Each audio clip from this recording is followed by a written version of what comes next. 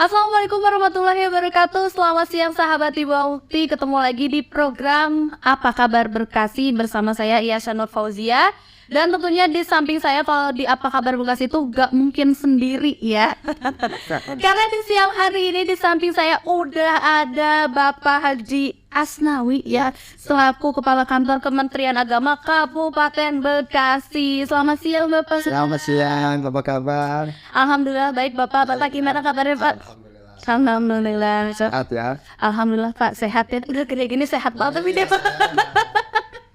Harus sehat. Iya. Nah, dari selama Bapak menjabat jadi kepala kantor ini kan kita belum pernah ketemu ya Pak ya. Betul. Belum pernah juga menyapa sahabat Ibu Mukti, tapi kalau beritanya sih selalu ada.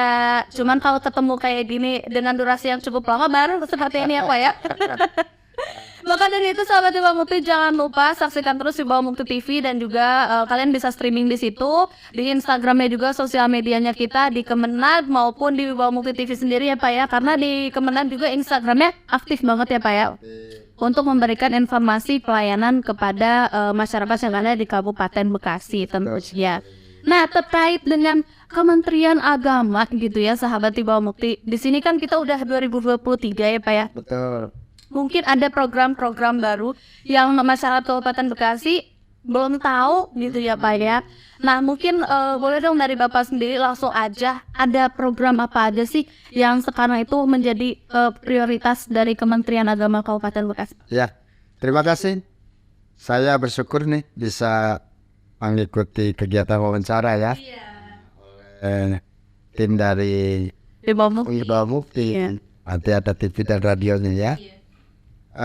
Saya sebagai kepala kantor baru menjabat di Kabupaten Bekasi 3 bulan 11 hari ya. Jadi baru.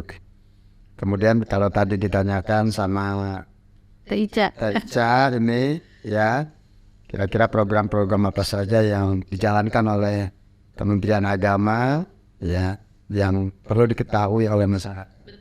Jadi gini Ica, Kementerian Agama Kabupaten Bekasi ini kan instansi vertikal. Ya, jadi hubungannya langsung dengan Kementerian Agama atau wilayah Kementerian Agama Provinsi Jawa Barat dan Kementerian Agama Republik Indonesia. Program-program yang kami jalankan tentu adalah program-program yang memang menjadi kebijakan Pak Menteri yang sekarang dijabat oleh Kiai Haji Yakut Khalil Qomas. Orang menyebutnya Gusmen. Oh ya, Pak Gusmen ya. Gusmen menyebutnya. Nah, ketika beliau menjabat beberapa tahun yang lalu, ada kebijakan beliau dan menjadi kebijakan Kementerian Agama, itu ada 7 program ya prioritas ya yang harus dijalankan. Ya memang ada yang hubungan langsung dengan kami di tingkat kabupaten, ada juga mungkin yang lainnya, tapi satu sama lain saling lukai ya. Apa saja diantaranya? Pertama adalah program penguatan moderasi beragama. Kemudian yang kedua program tahun toleransi. Kemudian yang ketiga program revitalisasi KUA. Kemudian keempat ada program kemandirian pesantren. Kemudian kelima ada program Cyber Islamic University. Kemudian keenam ada program indeks religiusitas ya kan, dan terakhir tadi satu kemudian sudah agama ya, realisasi KUA, kemudian tahun kerukunan, kemudian indeks religiusitas, terus Cyber Islamic University, kemudian ada juga program transformasi digital ini ya. Paling utama itu juga transformasi digital. Jadi ada 7. Jadi ada 7 program yang harus dijalankan. Nah, di kami yang menjadi prioritas untuk terus kita tingkatkan diantaranya transformasi digital.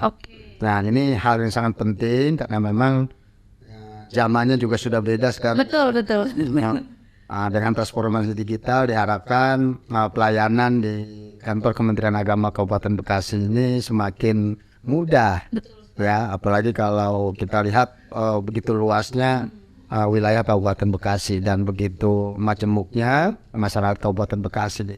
Nah, apa yang kami lakukan tentu selain menjalankan apa yang sudah menjadi kebijakan terhadap transformasi digital, ini poin satunya ya, di mana Kementerian Agama Republik Indonesia itu punya aplikasi yang begitu hebat.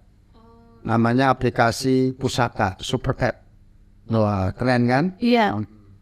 Itu memuat berbagai macam hal yang berkaitan dengan seluruh program, kegiatan maupun seluruh pekerjaan yang menjadi tugas inti pokok di Kementerian Agama. Ya, ada pendidikan di situ, ada pelayanan pelanggaran haji dan umroh, ada pangan halal, ya kan? Kemudian ada juga tentang pondok pesantren, ada juga tentang bimbingan masyarakat Islam, bimbingan masyarakat agama-agama lain, ya semuanya ada di situ. Termasuk masalah absensi saja, seluruh pegawai Kementerian Agama se-Indonesia itu bisa absennya melalui aplikasi Pusaka. Jadi semuanya sudah berbasis digital ya. Kemudian kami juga tentu menjabarkan di pemerintah di kantor Kabupaten Bekasi ini untuk lingkup masyarakat di Kabupaten Bekasi yang butuh layanan juga agar dipermudah. Makanya kami punya aplikasi namanya Sikasi. Oh, jadi untuk Kabupaten Bekasi sendiri namanya Sikasi. Jadi Kementerian Agama Kabupaten Bekasi punya aplikasi namanya Sikasi. Oke. Singkatannya apa tuh? Sistem Informasi Kementerian Agama Kabupaten Bekasi. Oh, keren. Nah, isinya selain ada website, memuat berbagai macam hal di situ, fiturnya ada sejarah Kementerian Agama Kabupaten Bekasi, ada profilnya, kemudian siapa sekarang yang menjabat di strukturalnya, kemudian juga tentang berita-berita semua yang berkaitan dengan Kementerian Agama Kabupaten Bekasi, itu tiap hari bisa diupdate ya di Sikasi itu ya. Jadi masyarakat tahu apa sih yang kami kerjakan dan sedang melakukan apa, itu masyarakat tahu ya. Nah, selain itu ada pelayanan online ya kan, apa saja. Nah, ini kita bertahap, paling tidak masing-masing seksi ya, misalnya di Kementerian Agama Kabupaten Bekasi ada seksi pendidikan madrasah.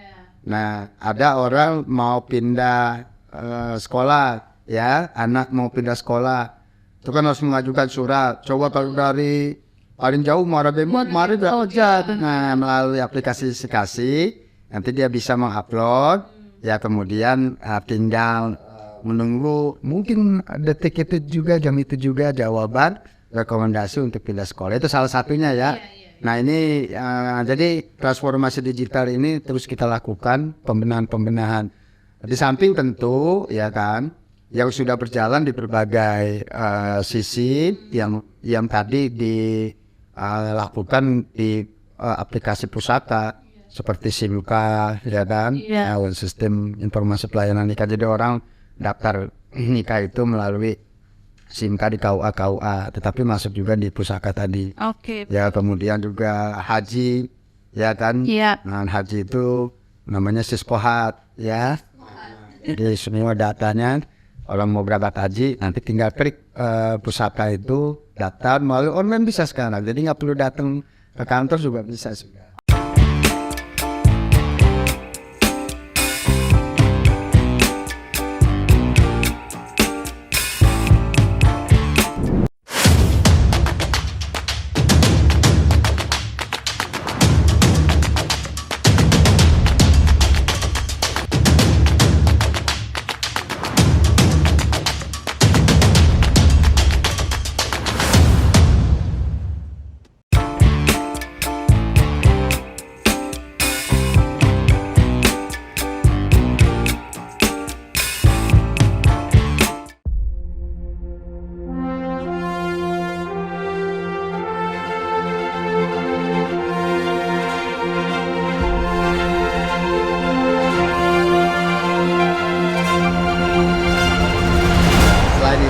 kalau yang disikasi ada lagi tadi websitenya ada, layanan online-nya juga ada, dan satu lagi tentang survei kepuasan masyarakat. Jadi setelah masyarakat mendapat pelayanan kita, ada barcode-nya, silakan diklik barcode, mengisi. Gimana dengan pelayanan di kantor Kementerian Agama Kabupaten Bekasi? Ditanya, ada responnya ya. Nah, misal pelayanan nikah, ya kan? Nah, sudah puasa apa belum? Ya kan? Mudah apa tidak? Cepat atau tidak? Kemudian ada biayanya atau tidak? Kan begitu. Kalau ada biaya resmi tentu terpampang, ya kan? Terlihat. Kalau nggak ada biaya, jangan macam-macam kan? Minta biaya sebagainya. Jadi semuanya informasi itu ada, ya.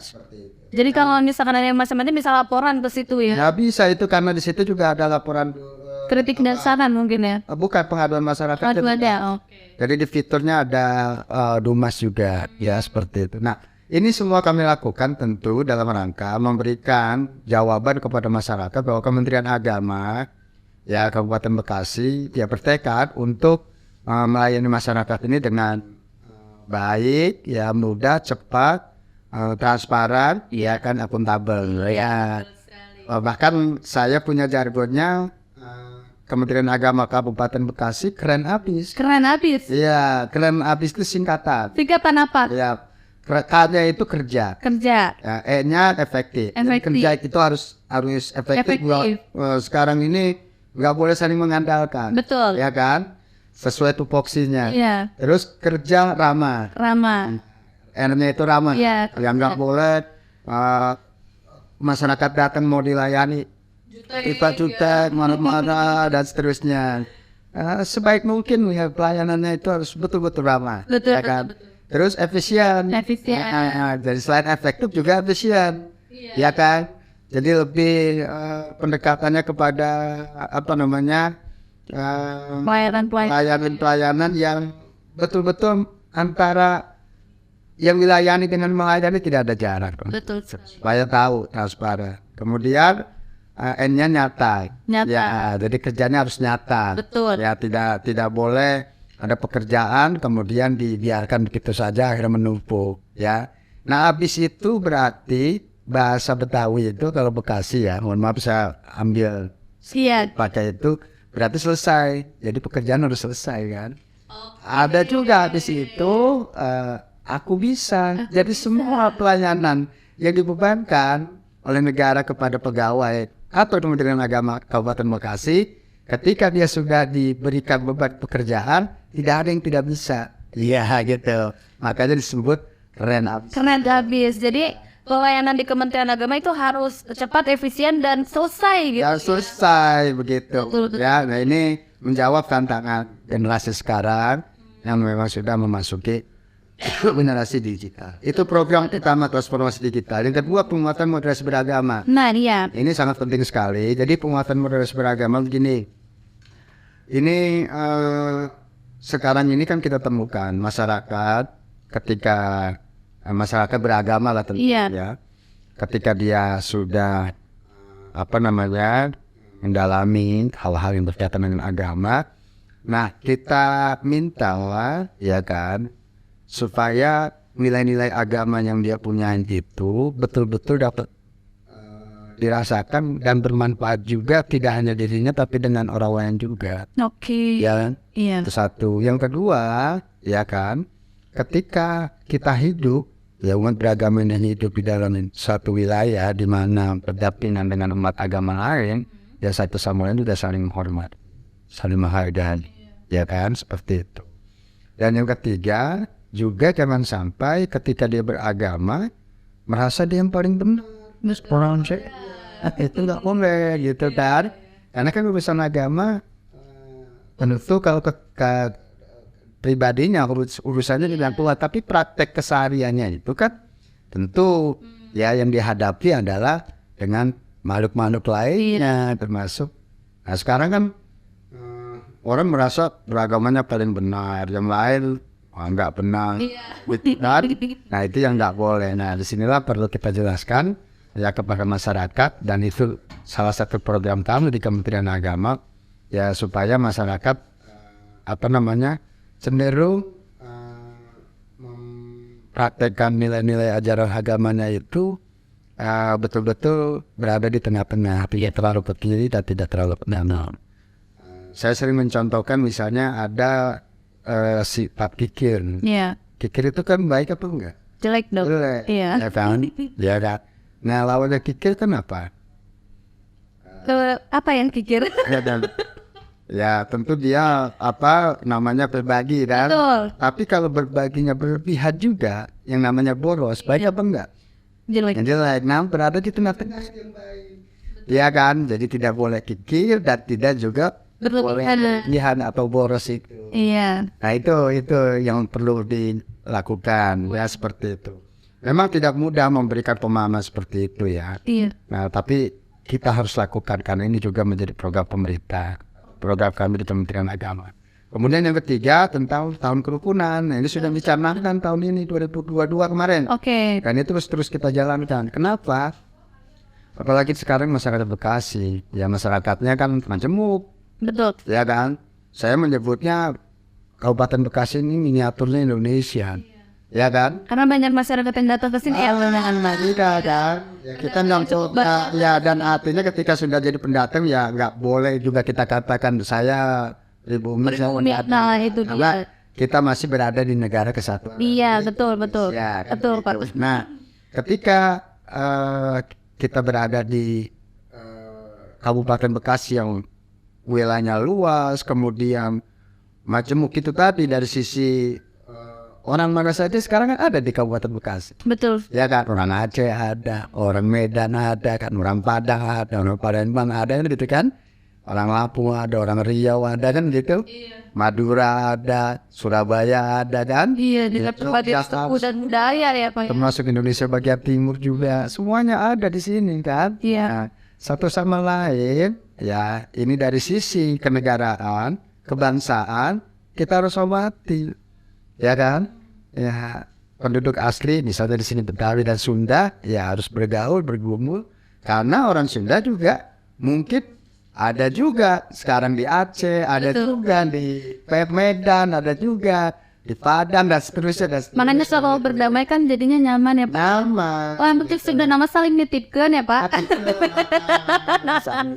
Nah, tapi Pak, Nah, dari sisi agama juga demikian kan. betul. Nah, jadi tidak hanya Islam saja, tapi juga ada umat Kristiani, ya Kristen dan Katolik, ada juga Hindu, ada juga Buddha, Betul. ya bahkan ada Konghucu, ya kan ada daerah di Pebayuran kalau tidak salah itu ada satu kampung namanya Kampung Teko. Kampung Teko. Ya di situ banyak umat Konghucunya.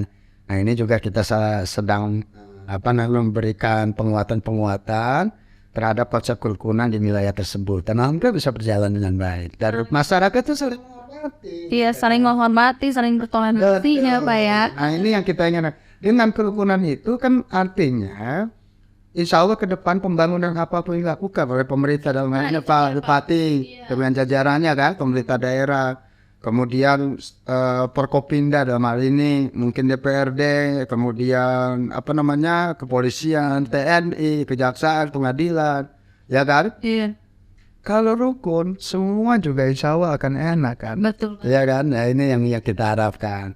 Ya walaupun tentu saja karena manusia kan dinamikanya pasti ada. Iya, Tinggal bagaimana tadi merawat moderasi beragamanya saling menghormati, saling menghargai. Betul Nah, sekali. program nyata dalam tahun kerukunan bagi kami di kantor Kementerian Agama Kabupaten Bekasi itu ada beberapa yang kami sedang laksanakan. oke. Satu, kami punya istilah sapa Sapa. tokoh agama maupun tokoh masyarakat. Sapa Toga dan Thomas.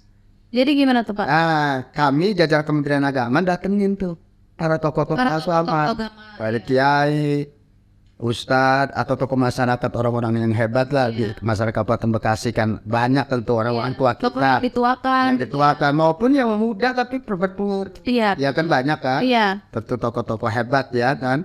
Itu kita sapa. Sapa itu kita datengin, ya kita silaturahmiin ya kan. Nah kita minta masukan, terus kita juga kemukakan bahwa kami dari Kementerian Agama ingin merawat ya kerukunan. Coba sarannya bagaimana dengan orang-orang tua kita, para kiai, para ulama, para habaib, kemudian pimpinan-pimpinan ormas, NU, Muhammadiyah, MUI, Persis, Mablaul Anwar, ya kan, dan ormas-ormas lainnya. Ya kan, termasuk juga ormas-ormas non agama gitu ya. Ya, kan muslim non agama, maksudnya ormas-ormas kemasyarakatan. Masyarakat mana? Iya. Banyak sekali di sini kan. Banyak. Baik sifat nasional maupun yang lokal. Iya, betul. Ya kita sama-sama lah gitu kan. Nah itu nanti kita sapa. Memang nggak semuanya bisa kita sama kan, memakan waktu. Iya, dan cukup banyak juga. Cukup banyak juga, tapi ya kita punya personil dan itu nanti kita bagi-bagi. Mudah-mudahan bisa dijangkau. Yang kedua sahabat ini lebih cenderung kepada pimpinan-pimpinan ormas itu sendiri, ya kan. Kemudian yang ketiga kita menggerakkan penyuluh action namanya. Jadi kita punya pegawai yang ditugaskan sebagai penyuluh, memberikan bimbingan dan kepenyuluhan kepada masyarakat tentang ajaran agama Islam. Iya. Kalau yang non Muslim ada juga. Berarti turun ke lapangan gitu Pak. Nah, turun ke lapangan, dia beraksi. Makanya saya sebutnya agak keren nih, penyuluh action. Ya, Penyuluh action ya. action. Kita tunggu action dari para penyuluh kita, ya dan Tunggu laporannya. tidak hanya laporannya, tetapi aksi dia Iya. ketika memberikan penjelasan tentang ajaran-ajaran agama yang adem, yang tidak memantik kericuhan, yang tidak memantik perasaan orang yang pada akhirnya orang kecewa dan seterusnya. Ya seperti itu. Kemudian nanti juga punya rencana ya, kita akan mengadakan kegiatan yang didukung oleh umat-umat agama lain, macam-macam lah. Ya misalnya nanti suatu saat mungkin kita adakan semacam gerak jalan kerukunan atau mungkin goes kerukunan, ya kan? Hal-hal kayak gitu ya supaya memberi penyebaran gitu teh. Iya, biar bareng-bareng gitu ya Pak. Nah tapi Pak, kalau misalkan ada isu-isu nih ya, mungkin di daerah lain gitu, apakah kita menemukan di daerah kita mengenai kayak isu-isu yang mengganggu seperti kejadian penolakan pendirian rumah ibadah gitu, kayak tindakan ujaran kebencian? Sejauh ini ada nggak sih kasus seperti itu di Kabupaten Kulit sendiri Pak? Sebenarnya ada, ya kan, tetapi alhamdulillah itu bisa kita tangani dan mudah-mudahan tidak meletup. Kenapa ini bisa kita tangani? Pertama tentu ini kerjasama dari semua pihak, ya kan.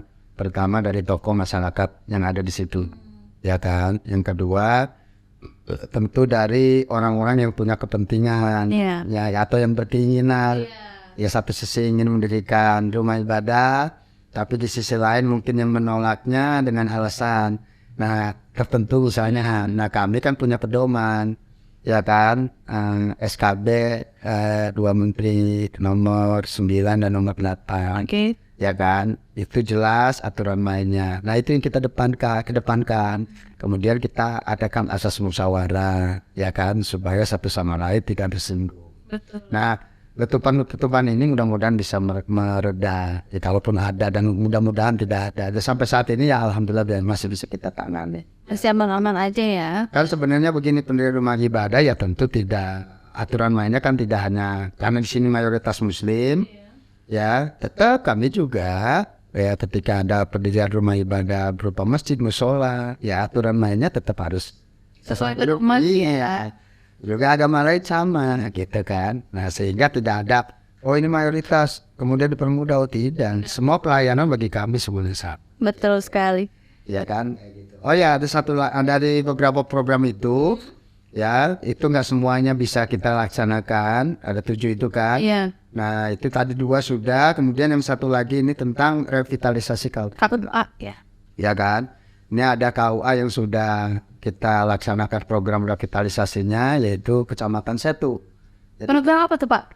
Jadi gini, ini lebih memberikan kemudahan pelayanan masyarakat ya terhadap pelayanan KUA. Jadi KUA itu kan orang cara pandangnya sampai saat ini hanya sekedar tempat orang mau menikah. Menikah di mana nih? Kata ke KUA ini.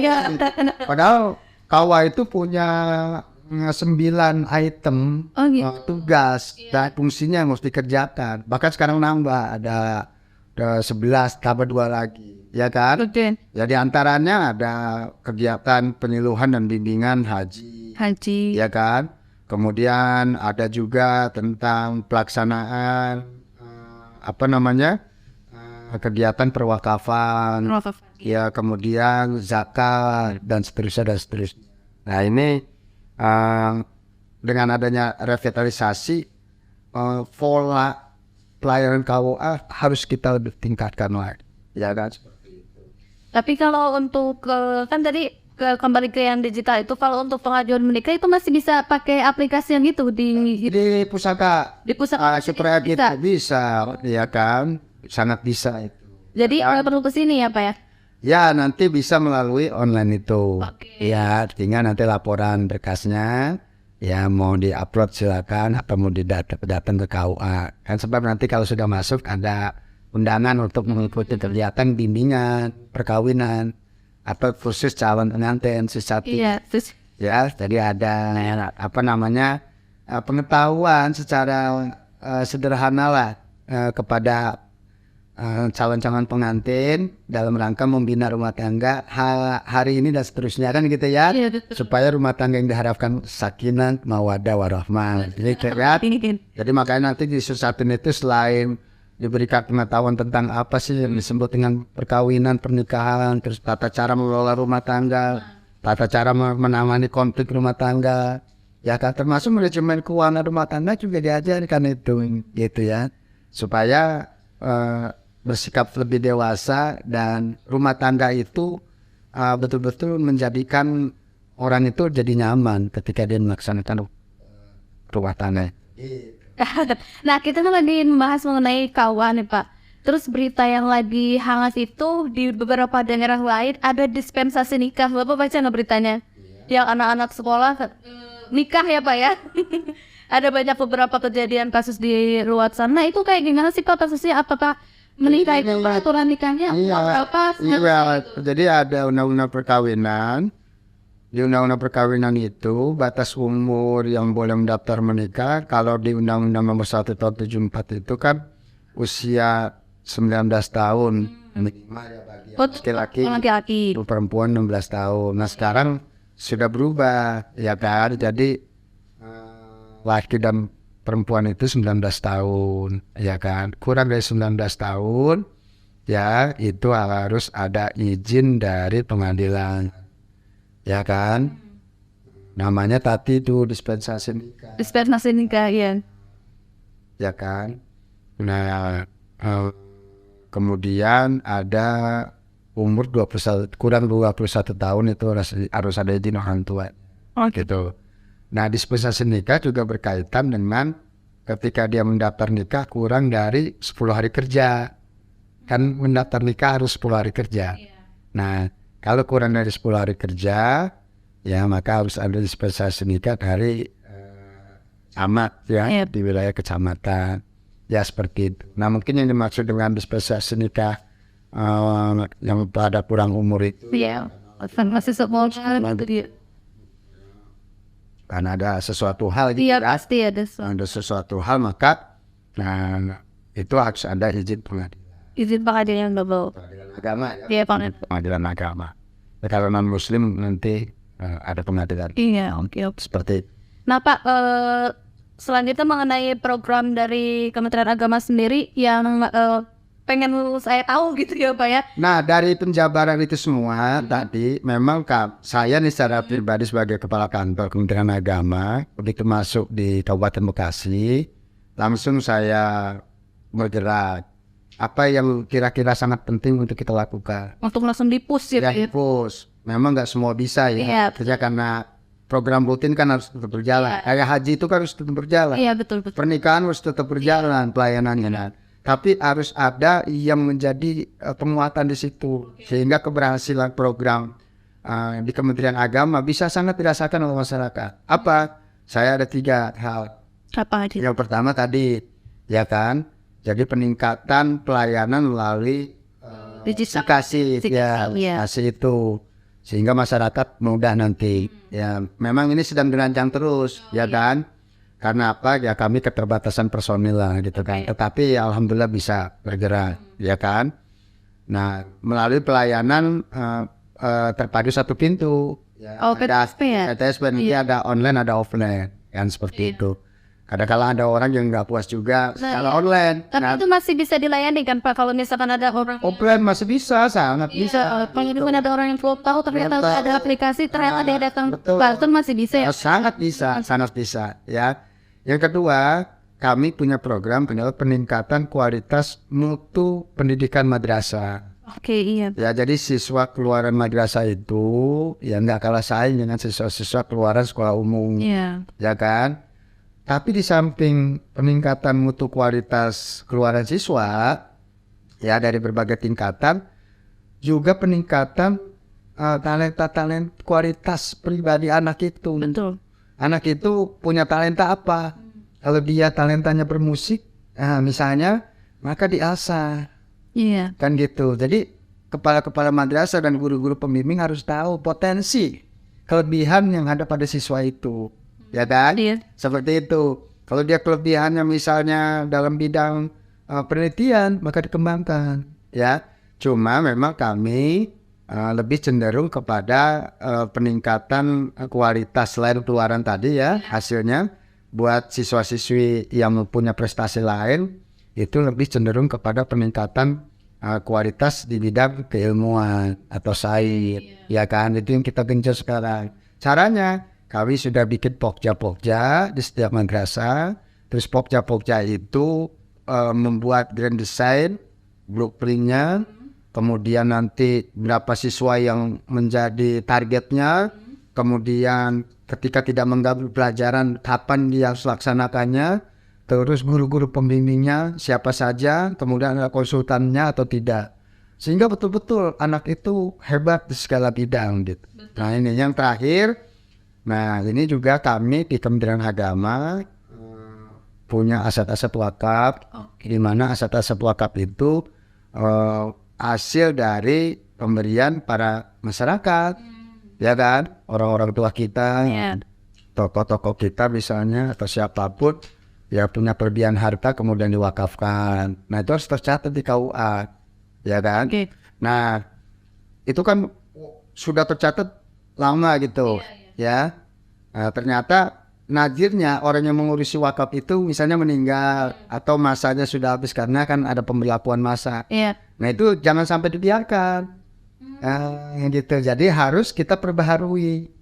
Nah, makanya kami punya program revitalisasi program wakaf plus duta zakat di situ. Nah, nanti personilnya kami sudah bentuk per kecamatan 1 orang. Dan itu sudah berjalan apa? Sedang berjalan. Sudah berjalan. Nanti kami kerjasama dengan Badan Wakaf Indonesia BWI Kabupaten Bekasi. Karena kan itu nanti terkait dengan BWI. Oke. Jadi seperti Itu jadi 3 program inti kami di Kementerian Agama sekarang ya, kami harus sukseskan lah begitu.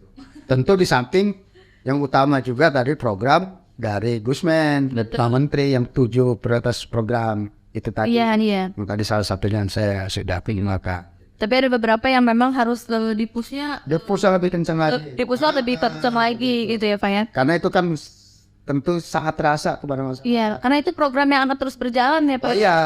Betul. Saya pengen nih contohnya gini, ke anak-anak madrasah aliyah sanawiyah atau MI, misalnya ada lomba-lomba yang berkaitan dengan keilmuan. Betul. Ya kan, misalnya lomba cerdas cermat atau apapun namanya, baik tingkat Kabupaten Bekasi atau tingkat Provinsi Jawa Barat, ya kan? Iya.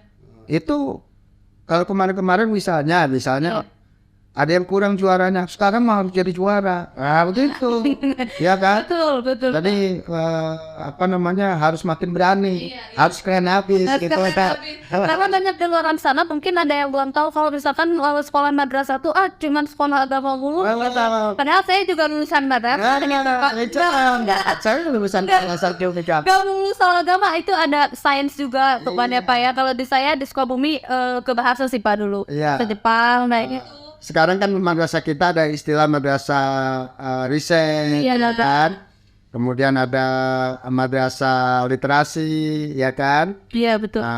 Macam-macam, ya kan? Ini tujuannya kalian dan bukan ya memberikan inspirasi buat siswa itu sendiri untuk lebih mantap lagi pengembangan dirinya, talenta dirinya.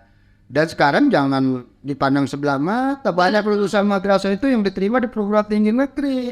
Nggak kalah saya.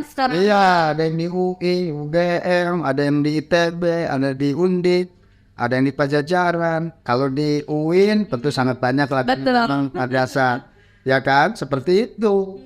Ya bahkan nanti kita dorong juga bisa melanjutkan ke perguruan tinggi di luar negeri. Ya seperti. Bahkan juga tidak hanya jurusan-jurusan yang sifatnya sosial, ya kedokteran sekalipun bisa, karena memang di madrasah aliyah juga diajarkan penguatan terhadap hal yang menjurus ke fakultas kedokteran, misalnya biologi, kimia, fisika dan seterusnya. Jadi bisa diterusin gitu ya setelah dari sekolah madrasah tersebut ya Pak. Nah, tinggal sekarang penguatannya aja. Nah, kalau kemarin mungkin startnya kecepatannya 50 km per jam, ini harus 100 km per jam supaya mutunya lebih mantap lagi.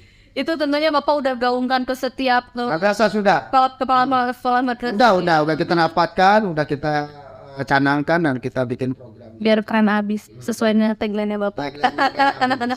Nah, dari semua yang tadi kita sudah bahas nih Pak, kan sekarang udah 2023 tapi masih di bulan Januari ya Pak ya. Mungkin ada harapan Bapak di 2023 ini, resolusinya apa sih Pak yang pengen Bapak capai gitu di jadi kepala kantor kementerian? Ya, pertama tentu karena ini kaitan dengan Kementerian Agama ya,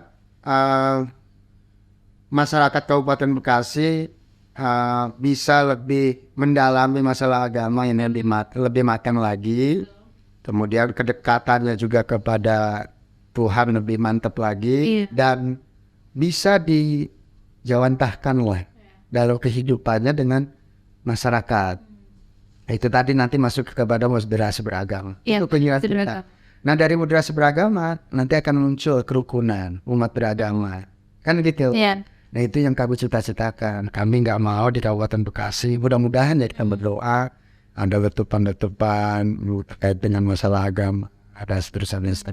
Itu cita-cita kami. Yang kedua tadi ya kalau resolusi kan harus mantap. Harus mantap Pak. Itu tadi bagaimana kami punya lembaga pendidikan, madrasah-madrasah itu, khususnya madrasah negeri itu ya bisa bersaing ya dengan sekolah-sekolah lain yang ada di Kabupaten Bekasi, sehingga lulusannya mantap, kemudian dia punya keahlian juga bisa bersaing.